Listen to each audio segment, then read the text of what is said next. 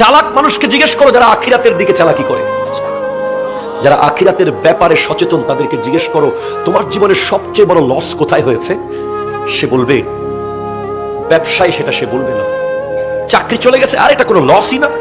ব্যবসায় লস খেয়েছে, এটা কোনো লস না। বাড়ি ভূমিকম্পে ধসে গেছে, আরে কোনো লস না।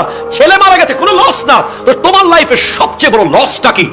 একজন সচেতন আখিরাতমুখী মানুষ বলবে আমার লাইফের সবচেয়ে বড় লস হলো আমার হায়াত চলে গেছে। তুমি কি করছো? আমি তাকে অনেক কথাই বলেছি, সব তো আর মনে পড়ছে না এখন।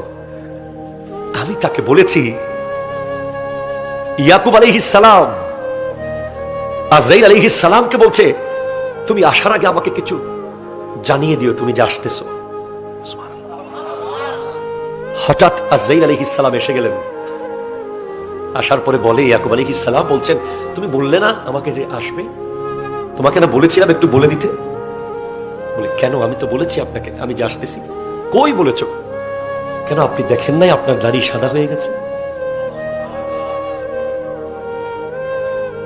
আপনার দাড়ি সাদা হওয়া মানে আজরাইল আসতেছে।